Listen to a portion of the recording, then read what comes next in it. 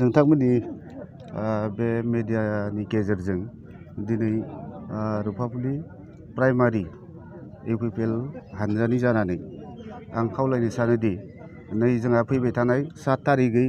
जि जानो गोनां बिसायख'थि मेल बे बिसायख'थि मेलाव जोंनि बाक्सा आरो उदालगुरिया जिहेतु सिगां जागोन बे बिसायख'थियाव आङो जोंनि रुफाफुलि प्राइमारिनि साफ्रोमबो रायजो राजाफोरखौ खावलायनो सानोदि जिहेतु जोंहा बे गोदान सरकार दानाय जि प्रमद बर' सारनि जि दैदेननाय इउपिपिएल हानजाखौ आरो बिटिआर एकर्डखौ इमप्लिमेन्ट खालामनायनि सार्थआव आरो परिबर्तननि सार्थआव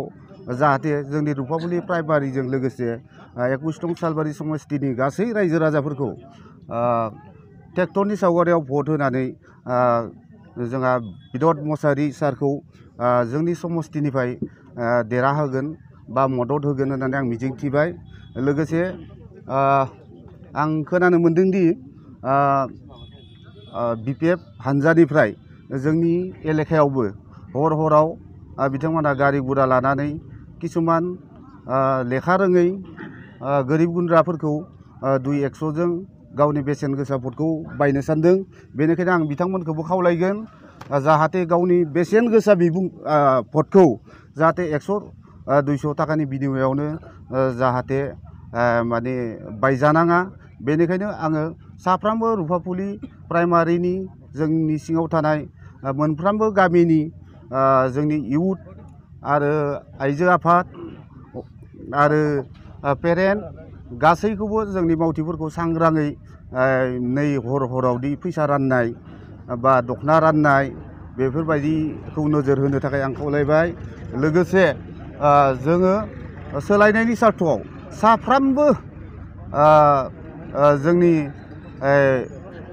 बर' हक बा मुस्लिम हक आरो बेंगलि आदिबासि गुबुन गुबुन जाथिया दिनै परिबर्तननि सार्थआव जिहेतु इउपिपिएल हानजायाव दिनै दोलै नोगोरै हेफाजाब होदों। बेनिखायनो दोलै नोगोरै जिहेतु मदद होदों बेनिखायनो जों एबारनि परिबर्तना निस्सय एकदम निश्चित होननानै जों फोथायो। प्रमद बर' जिन्दाबाद, बिन'द मसाहारि जिन्दाबाद।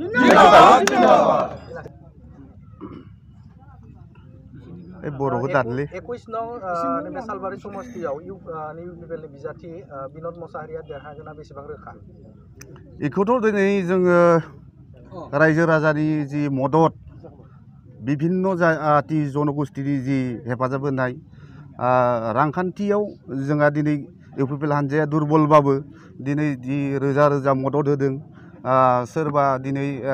एसे एनै अनसुंथाइ होनानैनो जोंहा दिनैसिम नांथाबबाय दं। बेनिखायनो जों एबारनि बेलायाव जों फोथायो परिबर्तना 100% माने जागोन आरो बेखौ जोंहा फोथायनाय दं। उचित आছো आমিতো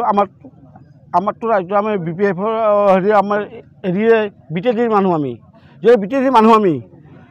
আমাক পৰিৱৰ্তন লাগে। বৰ্তমান বিপিএফ চৰকাৰে আমাক যিমান কল্লাক আমি গোটেইখিনি বুজি পাইছোঁ। আমাক তাৰমানে চব মুখাপিন্ধা আছে, বহুত মুখাপিন্ধা আছে, মই ভালকৈ জানো। কিন্তু মানুহ চাই কাম কৰে তাহোন তাৰ ঘৰৰ মানুহ দেই বস্তু, ঘৰৰ মানুহ দেই চব বস্তুখিনি। কিন্তু কোনোদিন আমাক অসমীয়া ৰাইজৰ হওক বা বড়ো হওক বা বঙালী হওক বা মুছলিম হওক কিন্তু তাহোন নিজৰ স্বাৰ্থটোৱে জানে, বাকী কাকো নাজানে। এইটো মই ভালদৰে জানো। সেইকাৰণে মই আজি পৰিৱৰ্তন হোৱাৰ কাৰণে মই ইউপিএল চৰকাৰত জইন কৰিছোঁ আৰু ইউপিএলৰ লগত মই জিন্দগী থাকিম। সেইটোৱে মোৰ ফালৰ পৰা হেৰি আৰু মই পালে যিমান পাৰোঁ মোৰ ফালৰ পৰা ৰাইজ মই আনিম। মোৰ এইখিনি মোৰ ৰাইজৰ ওচৰত হেৰি ইউপিএল জিন্দাবাদ, ইউপিএল জিন্দাবাদ। মই এইখিনিয়ে জানো ইউপিএল আমাক লাগে, আমাক নতুন পৰিৱৰ্তন লাগে। ইউপিপিএলে কৈ আছে পৰিৱৰ্তন হ'ব বুলি কৈ আছে, বিভিন্ন সা সুবিধা পাব বুলি কৈছে, কি আশা কৰে? আমাৰ আশা বহুত, আমাক পাৰিলে চৰকাৰটো লাগে, প্ৰথমতে চৰকাৰ লাগে, দ্বিতীয়তে আমাক লাগে ঘৰ দুৱাৰ চবকে লাগে। কিন্তু ইয়াৰ মাজত ৰাস্তা ঘাটবিলাক আমাৰ চৰকাৰে চাব লাগে। সেইদিনাখন পৰহি বাজাৰত যোৱাকালি চাৰি সেইবিলাক বাজাৰ চাজাৰ ভাল কৰিব লাগে, আমি সেইবিলাক জানো। ৰাইজৰ কাম কৰিব লাগে আমাক নিজা স্বাৰ্থত নালাগে ৰাইজৰ কাম কৰক আমাৰ চৰকাৰে ৰাইজৰ কাম কৰিলে আমি নথৈ আনন্দিত হ'ম এইকাৰণে আমি ইউপিএ চৰকাৰ আমি পৰিৱৰ্তনৰ কাৰণে বিচাৰিছোঁ নমস্কাৰ মই পোনপ্ৰথমে সকলোকে মই অহা 7 তাৰিখে হ'বলগীয়া BTC নিৰ্বাচনৰ সকলোকে মই হ'বলগীয়া BTC নিৰ্বাচনত সকলোৱে যাতে আমাৰ ইউপিপি দলৰ খালবাৰী সমষ্টিৰ বীৰেন মছাৰী ডাঙৰীয়াক মানে ভোট দি জয়যুক্ত কৰে যেন কি কাৰণে ভোট দিব লাগে মই সকলোকে অনুৰোধ কৰিম কাৰণটো হ'ল আমাৰ BTR যিটো একৰ্ড হৈছে 27 জানুৱাৰীত এইটো ইমপ্লিমেণ্ট কৰিব মানে যিটো আমাৰ যিটো সম অধিকাৰ সম উন্নয়ন এইটো মানে আমাৰ যিটো যোৱা BTCত 17 বছৰত হোৱা নাছিলে এইবাৰ আমাৰ প্ৰমোদ বড়ো ডাঙৰীয়াৰ নেতৃত্বত সকলো জাতি জনগোষ্ঠীয়ে সম অধিকাৰ সম উন্নতি এইটো নিশ্চয় লাভ কৰিব আৰু লগতে মই এইটোৱে সকলোকে জনাবলৈ ইচ্ছা গৈছে যে আমাৰ যিটো 7 তাৰিখে হ'বলগীয়া BTC নিৰ্বাচনত আমাৰ যিটো 21 খালবাৰী সমষ্টিৰ বীৰেন মছাৰী ডাঙৰীয়াই জিকাটো আমাৰ 100% নিশ্চিত কাৰণ সকলো জাতি জনগোষ্ঠীয়ে আমাক পূৰ্ণ সমৰ্থন আগবঢ়াইছে এইটো আমাক কোনেও ধৰি ৰাখিব নোৱাৰে এইটো মই সকলোকে আমি আজি তাৰিখতে আমাৰ মানে খালবাৰী সমষ্টিৰ বীৰেন মছাৰী ডাঙৰীয়া জয়ী হোৱাটো মানে অনুষ্ঠানভাৱে মই ঘোষণা কৰিম বুলি মই মানে কৰিলে মানে ভাল হয় মানে বিভিন্ন টাইমত আপোনাৰ বিভিন্ন টাইমত এইকেইদিন বাইক ৰেলী লোৱা দেখা পাইছোঁ বিভিন্ন পলিটিকেল পাৰ্টিয়ে তাৰ বিষয়ে কি ক'ব যিবিলাক মই এতিয়া ইয়াকে মই ক'বলৈ বিচাৰিছোঁ যে যিসকলে মানে ধৰক আমাৰ অঞ্চলৰ BPR পাৰ্টি অলপ কিছুমানে আমাৰ অঞ্চলতে কিছু বা খালবাৰী সমষ্টিতে বা আমাৰ BTC অঞ্চলতে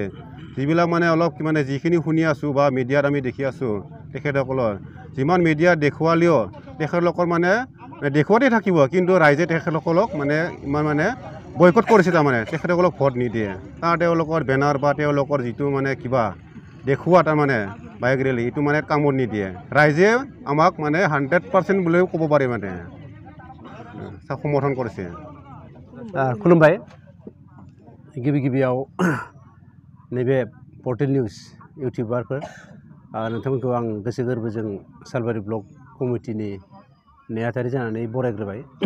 जायखियानो जा आं दिनैनि बे प्रेस मिटनि गेजेरजों बुंनो सानदों जे जोंहा दिनैनि दिनाव 2 नं सालबारि समष्टिनि जा बिजाथि जोंनि इउपिपिएलनि बिनद मुसाहारि बिथाङा जोंनि इउपिपिएलआ अर्थात देरहानाया पुरा गेरेन्टि जाखाबाय निश्चित जाखाबाय बेनिखायनो आं गासैखौबो खावलायो माने जोंनि बे ओनसोलनि बे समष्टिनि सिङाव थानाय मोनफ्रोमबो जाति जनगोष्ठीया गावबा गावनि भटखौ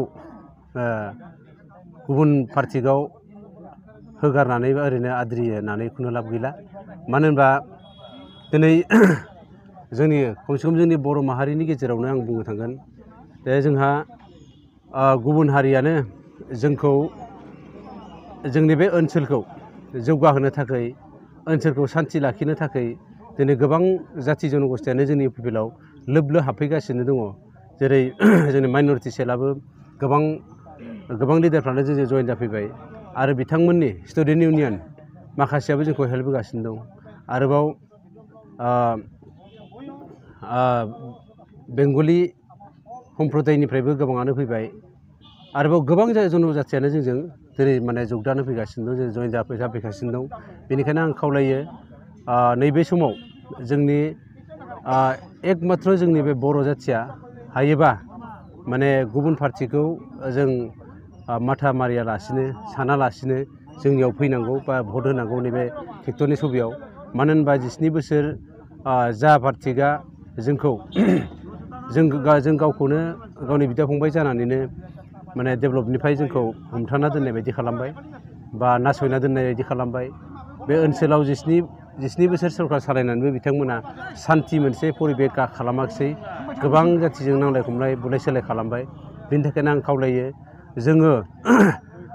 आरोबाव बेसेबां गुबुन हारिजों नांलाय खमलाय जाबावनो आरोबाव बेसेबां गुबुन हारिजों माने मोहेर दाहेर खालामनायबावनो बेनिखायनो जों सानदों मा जिहेतु बयहाबो मोन्थाय दङ बे मोन्थायखौ बयहाबो समानै मोननांगौ बेनिखायनो बे मोन्थायखौ जों होनो थाखाय दिनै इउपिपिएल पार्टिया इउपिपिएल हानजाया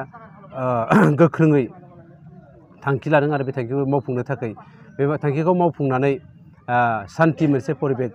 गायसननो थाखाय मोनसे जौगाथाय बिटिआर गायसननो थाखाय आं बयखौबो खावलायबाय आरो बे खावलायनायजों लोगोसे आङो